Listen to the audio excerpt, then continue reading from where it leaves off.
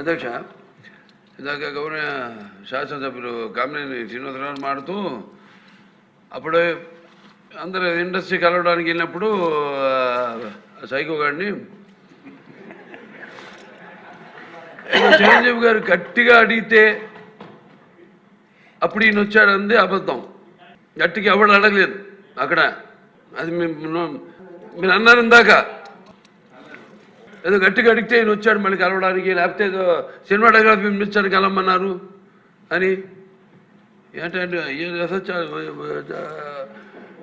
I deny this అండి. అవి మిగతాన్ని okay, అవమానించడం ఆయన ఓకే. ఏదో ఆయన పెద్ద గట్టిగా చెప్తే ఆయన దిగి వచ్చాడంట కలవడానికి, లేకపోతే సినిమాటోగ్రఫీ మినిస్టర్ కలవమన్నాడంట. మనం కూడా నాకు ఇన్విటేషన్ వచ్చింది ఇక్కడ ఫిల్మ్ డెవలప్మెంట్ ఒక లిస్ట్ తయారు చేయమని. నాది 9వ పేరు వేశారు. అది ఎవరో ఈయన నేను అడిగాను కూడా, దుర్గేష్ గారిని కూడా అడిగాను, గౌరవ సినిమాటోగ్రఫీ మంత్రి కూడా అడిగాను నేను, ఎవడో అడిగేసిందని. Respect human being, even opposition or us. 9వ పేరు వేశారు. ఇది అదేదో గట్టిగా ఎవడు అడిగాడు, గట్టిగా అడిగితే పంపించారు లోపలికి, వచ్చాడు ఈడు కలవడానికి. Sorry, I want to clarify this. Very good sense. Kamineni Srinivas గారు లేచి మాట్లాడతాడు తనకు తనే. ఈ రోజు దాకా ఏ రోజు కైకులూరులో దారుణాలు జరిగిన, కైకులూరులో కష్టాలున్నా, కైకులూరులో రోడ్లు బాగోపోయినా, కైకులూరులో గ్రామాలకు మంచిళ్ళు రాకపోయినా, కైకులూరులో ప్రజలకు కష్టాలు ఎదురైనా, కైకులూరులో ఒక దళిత వాడ మీద జనసేన పార్టీకి సంబంధించిన వాళ్ళందరూ కూడా కిరాతకంగా పైశాచికంగా కత్తులతో దాడి చేసి హత్యాయత్నం చేస్తే దాని మీద ఏ రోజు కూడా మాట్లాడ్డాయన. పోలీసుని ఏ రోజు కూడా దండించడు, ఒక్కడిని నిలదీయడు. ఏంట్రా నా నియోజకవర్గంలో ఈ పాపాలు ఏంట్రా అని చెప్పని ఆయనే ఫోన్ చేసి సరెండర్ చేస్తాడు. ఎస్పీకి ఫోన్ చేసి వాళ్ళ జోలికి వెళ్ళొద్దని చెప్తాడు. ఆ పెద్ద మనిషి గారు నియోజకవర్గంలో పరిస్థితుల గురించి మాట్లాడకుండా ఆయన అసెంబ్లీలో మాట్లాడతాడు. సినిమాల గురించి, సినిమా రేట్ల గురించి, సినిమా వాళ్ళు వచ్చారని చెప్పాను. అదేమన్నా అసెంబ్లీలో జరుగుతున్నటువంటి అంశమా? అదేం చర్చ జరుగుతుండగా ఈయనేమన్నా లేచి మాట్లాడా? అది కూడా కాదు. లేచి తగుదనమ్మా అని మాట్లాడతాడు. ఏం మాట్లాడతాడు? చిరంజీవి గారిని అంట సినిమా వాళ్ళందరినీ కూడా నడిపించి వచ్చాడంట.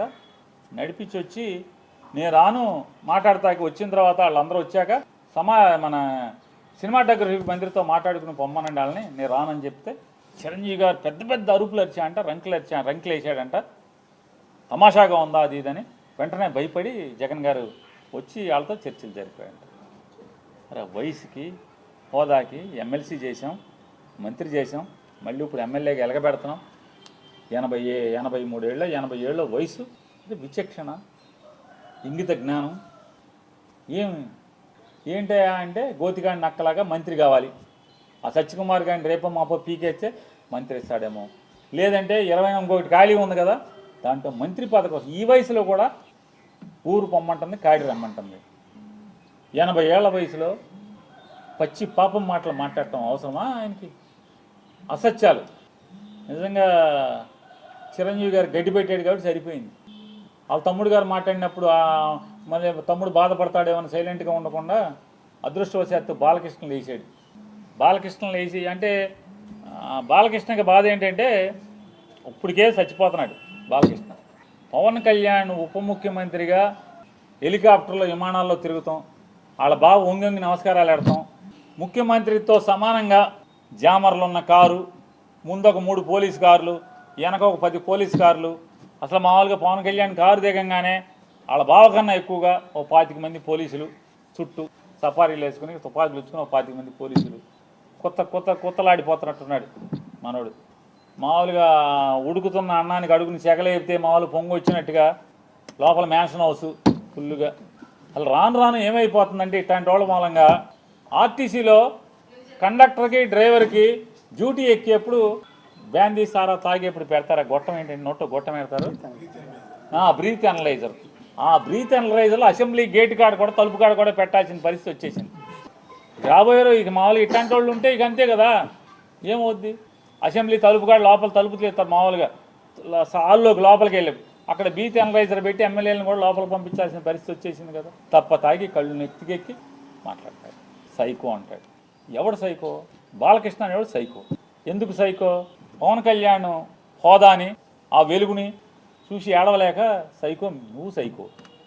ఎవడికి సైకో? మాకేం సైకో? ఏం చేశాడు సైకో? సిగ్గు లేకుండా నేను కలవలేదని చెప్తావా? రోజు పురాణాలు నోట్లో ఒల్లివేయటం కాదు, బట్టి పట్టం కాదు, వేద మంత్రాలు బట్టి పట్టం కాదు, దేవుడి పద్యాలు బట్టి పట్టం కాదు, నాలుక మీద పురాణాలు, ఉపనిషత్తులు, వేదాల్లో ఉన్న వాక్యాలు అవి బట్టి పట్టినంత మాత్రాన ఇట్టాగుంటుంది. బట్టి పడితే జీవితం, బట్టి పట్టిన బతుకులు ఇట్టాగా ఉంటాయి. పేరుకేమో బయట మామూలుగా మైకూర్చుకుంటేనేమో వేదాలు, ఉపనిషత్తులు అవి మాట్లాడటం ఆ ఊ అని చెప్పని మనిషిని మందేస్తే ఇది మన తంతు. కామినేని శ్రీనివాస్ చిరంజీవిని పొగుడుతున్నాడు. ఆకాశానికి చెబుతున్నాడు చిరంజీవిని. చిరంజీవి ముఖ్యమంత్రిని రంకెలేస్తే జగన్ బయటికి పరిగెత్తుకొచ్చాడు అని ఆకాశాన్ని లేపితే ఈయన ఉండబట్టలేకపోయాడు. లేచిపోయి వెంటనే కామినేని శ్రీనివాస్ గారు సైకో అప్పుడు వచ్చారు కదా సినిమా వాళ్ళు అది ఇదని. సాక్షాత్తు బాలకృష్ణ నాతో ఫోన్లో మాట్లాడాడే చెప్తున్నా. నాకు జన్మనిచ్చిన నా తల్లిదండ్రుల మీద ప్రమాణం చేస్తున్నా, నువ్వు చేయి నాతో మాట్లాడలేదని చెప్పాను. మీ అమ్మా నాన్న మీద మాటకి చెప్తారు కదా. అరే ఎన్టీ రామారావు గారు, బసవతారకం గారు ఎంత క్యారెక్టర్ ఉన్నవాళ్ళు, ఎంత సంస్కారవంతంగా బతికారు వాళ్ళు, ఎంత సంస్కారవంతంగా బతికారు. వాళ్ళ కడుపున పుట్టి ఈ రకమైనటువంటి నీచపు మాటలు అసెంబ్లీలో. పోనీ ఎక్కడో అక్కడ కూర్చుని చీకట్లో మందేస్తా మాట్లాడామంటే అది వేరు. ఎవడో వీడియో ఫోన్లో తీసేశాడు, బయట పెట్టేశాడంటే అర్థం ఉంది. అసెంబ్లీలో మాట్లాడతా. నన్ను అడిగావు బాలకృష్ణ, నన్ను అడిగావు ఫోన్ చేసి జగన్మోహన్ రెడ్డి గారితో అపాయింట్మెంట్ ఇచ్చు నేను వచ్చి కలుస్తానని చెప్పాను. అఖండ సినిమా కోసం మిరియాల రవీందర్ రెడ్డి ఆయన ఎవరో ఉన్నాడు, నా దగ్గరికి వచ్చాడు. నన్ను అడిగి 10 మందితో మాట్లాడించి అపాయింట్మెంట్ తీసుకుని నా దగ్గరికి వచ్చాడు. సార్ మా హీరో గారు మాట్లాడుతా అంటున్నారు, కొద్దిగా మాట్లాడండి సార్ అన్నాడు. మీకు అభ్యంతరం అన్న? నాకే అభ్యంతరం లేదు, మాట్లాడండి, నేను మంత్రిని, మాట్లాడాలి, బాధ్యత, మాట్లాడించండి అని. మాట్లాడావు. జగన్మోహన్ రెడ్డి గారు ఎట్టా ప్రవర్తించాడు నేను వెళ్ళి అడిగితే, సార్ బాలకృష్ణ ఫోన్ చేశాడు సార్, వస్తాడంటే మిమ్మల్ని కలుస్తా అంటే కొద్దిగా అపాయింట్మెంట్ ఇవ్వండి అని అడిగాను. ఏ బాలకృష్ణ? చంద్రబాబు నాయుడు బామ్మర్ది. అవునండి, ఆయన బామ్మర్ది. మన దగ్గరికి ఎందుకు, ఏం పని ఏంటి అంటాను. అఖండ సినిమాకి లీనియంట్గా ఉండాలంట. వాళ్ళు బ్లాక్లో అమ్ముకుంటారు టికెట్లు, ఎక్కువ షోలు వేసుకుంటారు, బాగా సినిమాకి ఎక్కువ ఖర్చు అయిందంట. మామూలుగా బడ్జెట్ 45 కోట్లు ఎంతో అనుకుంటే అది ఆ డైరెక్టర్ వల్ల అంటే ఎక్కువగా అమ్మారని చెప్పని రేట్లు ఎక్కువగా అమ్మారంట. ఎక్కువగా అమ్మటం వల్ల దాన్ని 70 కోట్లకు తీశారంట. కాబట్టి అమ్మపోతే సినిమా బాగా తీసాం, బాగా వచ్చింది, మంచి సినిమా తీశాను కాబట్టి చూడండి పొమ్మని అడుగుతున్నాడండి. సరే ఏదో మాట్లాడే సరే వాళ్ళకి ఏమైనా సాయం కావాలంటే చేసి పెట్టని చెప్పారు. అంత హుందాగా ప్రవర్తించినటువంటి జగన్మోహన్ రెడ్డి గారి గురించి మాట్లాడే భాష. వాళ్ళ తండ్రి గారు ఏం చేశాడు మీకు సాయం తెలీదా? యావజ్జీవ కారాగారం అనుభవించాల్సినోడు కదా. జీవితంలో మర్చిపోతాడు ఎవడన్నా? మనిషి జన్మెత్తినోడు చిన్న సాయం చేస్తే ఎవరు కూడా మర్చిపోరు. అట్లాంటిది ఏమవ్వాలి? ఏం చేశారు?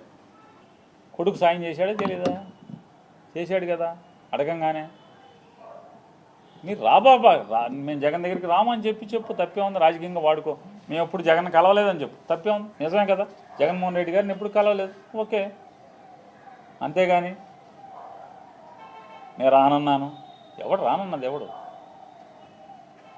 హాస్పిటల్ బిల్లు కోసం డాక్టర్ హరికృష్ణ, ఎవరైతే ఆరోగ్యశ్రీ చూసేవాడు హరికృష్ణతో మాట్లాడలేదు. మా బావ ఉండగానే బిల్లులు ఆగిపోయినాయి, మాకు బిల్లులు ఇప్పించండి అని అడగలేదా? బిల్లులు ఇవ్వలేదా జగన్ గారు? ఏం సైకో? మీ బసవతారకం హాస్పిటల్ని ఎప్పుడన్నా ఇబ్బంది పెట్టాడా? మీరు అమరావతిలో జగన్మోహన్ రెడ్డి గారికి ముందు అంటే మీ బావ గవర్నమెంట్లో బసవతారకం హాస్పిటల్, క్యాన్సర్ హాస్పిటల్కి మీరు స్థలం తీసుకుని జగన్ వచ్చాడని చెప్పి కట్టకుండా మీరు హాస్పిటల్ ఆపేసి ఇప్పుడు కొత్తగా శంకుస్థాపన చేస్తారు మీరు. అంటే ఎవడు సైకో? నువ్వో సైకో, జగన్మోహన్ రెడ్డి గారు సైకో బుద్ధులు, సైకో ఆలోచనలు ఎవరి? తప్పు కదా, ఇట్లా మాట్లాడచ్చా అని అడుగుతున్నాను. ఇప్పుడు మీకు చిరంజీవి గారు అంటే పడదు, ఈర్ష్య ఉంది. పవన్ కళ్యాణ్ అంటే ఈర్ష్య ద్వేషాలు ఉన్నాయి. పట్టుకో అలా కూములు చచ్చిపోతున్నారు ఇంకో లోపల. అది మీ బావకే చెప్పుకోవాలి. బావా మనం సపరేట్గా తోసేద్దాం బావ, వీళ్ళని అనవసరం బావా, మనం 124 అలా 21 ఎంతో కదా, మన పనిలో మనం ఉందాం బావానా అని మీ బావకు చెప్పుకోవాలి. ఊరోళ్ళ మీద జగన్ మీద పడి ఆడవటం ఎందుకు?